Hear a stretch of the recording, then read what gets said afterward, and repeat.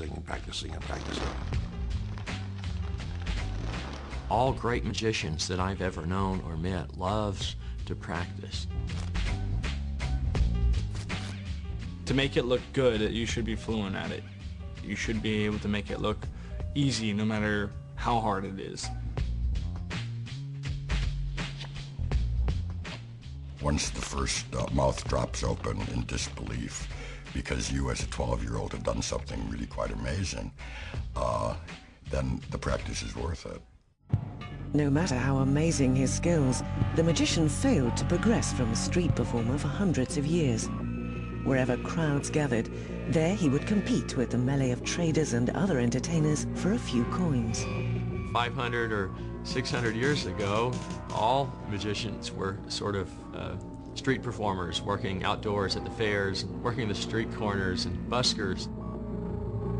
Early magicians were called jugglers and came from the school of the jester and the fool. It comes from the French jongleurs, which basically was an all-round term to describe a speciality act. So a jongler would basically do magic, maybe a bit of juggling.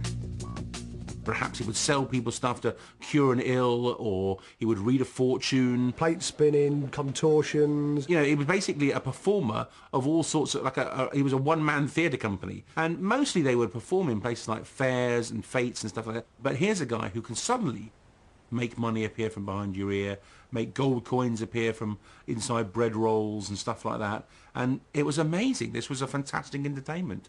He could do things that no one else could do. One thing all magicians had to do, but which drew universal suspicion from their punters, was the ability to distract the eye, otherwise known as misdirection. Well, if I'm sitting here and suddenly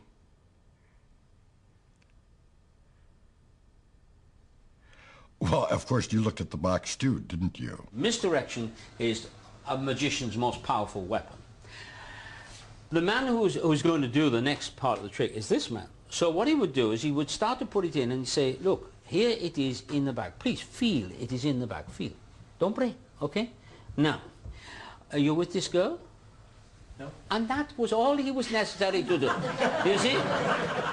And now, it's gone. Please, feel inside the bag, all right? And yes, any end, that doesn't matter. And you look inside the bag, all right? But in the audience, they were wrong because the egg was in there all the time. It's more about directing attention so that at all times people feel like they're looking at the most important thing. If they realise that they've been misdirected, then it wasn't misdirection, it was just bad. Misdirection is supposed to be something you're not aware of happening. You're not supposed to think, oh, I didn't see that. I was looking in the wrong place.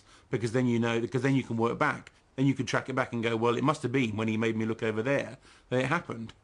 You know, what you want someone to do is come to the end of the trick and go, I don't get it. When could that possibly have happened? I was watching him the whole time. But of course they weren't watching the whole time. Or they were watching in the wrong place. These, the secrets of trickery, led to magicians being regarded as disreputable. Street magic was associated with sharp practices. Magic tricks could be used to cheat in street gambling. We still see bystanders being shafted at three-card Monte on street corners today. And misdirection is also the tool of another group of street hustlers, the pickpockets. The link between the pickpocket and the magician, of course, goes back to the Market Square, and there is that wonderful painting by Hieronymus Bosch of the cup and ball performer engaging a member of a small crowd in his magic at the same time as somebody sneaks up behind the spectator to pick the pocket. Misdirection and the sleight of hand that is so common in magic certainly has a parallel over in pickpocketing. There are many, many examples where one can practically say that it's the same technique, both in the dexterity aspect, the coordination, timing, and certainly in misdirection. Today, when I perform, I really tell in advance that I am a pickpocket. And I do that because I find that regardless of how well informed they are, I can still do it. Have you ever heard of the word misdirection, diversion of attention that they use in magic? What you're doing with me now? Magic, exactly, diversion. I just wonder whether there was a difference between men and women. Okay, okay. Then I thank you. That was all. That was easy, wasn't it? Yeah. Thanks a lot. Bye-bye. Thanks a lot. Thanks a lot. Thanks a lot. But sir, come back a second. Isn't the watch yours? Yeah, I know, yeah. You know, if I were you, put it in your pocket, because otherwise I may take it again. Now put it inside. No, come on, put it in your pocket. Put it in my pocket. Where is not the key? The key. I took the key from you. Yeah, put it back. Put it back. No, you didn't. Put that back in your pocket. And if I take, you remember before you said I can keep the card? Yeah. If I find it, right? Well, that's the whole idea. Thank you so much for being part. Okay. Yes. Thanks a lot. Bye-bye. Bye-bye. This time, Yeah. please. So now what about that? Thank you. In the 18th century, close-up magic was still generally performed in the open. But one magician was beginning to find more lucrative ways of exploiting his talents. If there was one magician, perhaps, who really achieved a turnaround, it would be a man called Isaac Fawkes, who actually made the egg bag famous. And he performed mainly in London, but he was actually famous worldwide, which is incredible for the time. Before then, you know, magicians had always performed in marketplaces, wherever they could kind of like, you know, scrape a groat together. But he actually hired out venues. He put up his own tent and did shows within the tent. So the kind of genius of it was that the kind of PR side, he got audiences to come to pay to see him rather than taking his act to the audiences.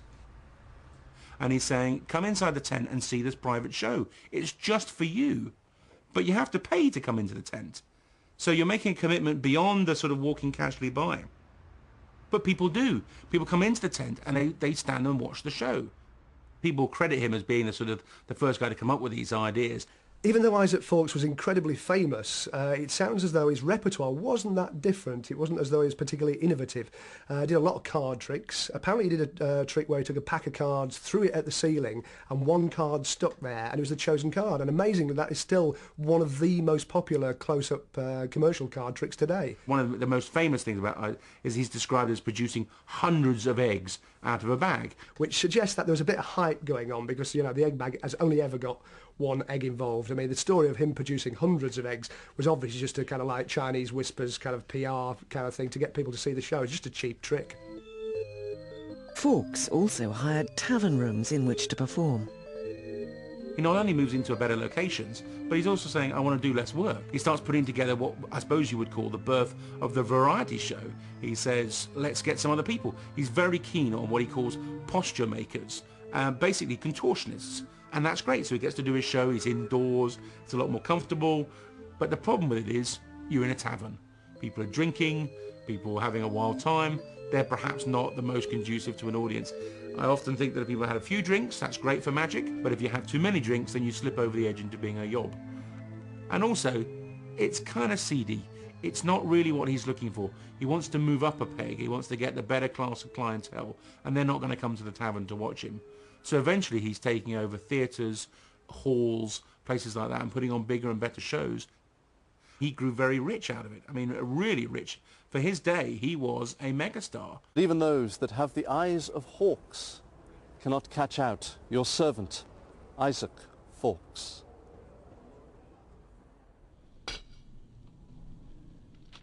By Fawkes's time, one of the close-up magician's main props was the playing card, which by the 18th century the printing press had made readily available.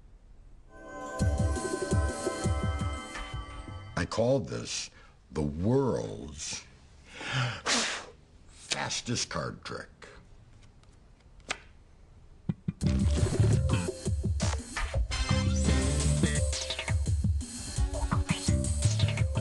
Playing cards, of course, weren't invented until about 1371 in Spain, and in those days were hand-painted. So not exactly an obvious choice for the ordinary conjurer to be using, until they became mass-marketed.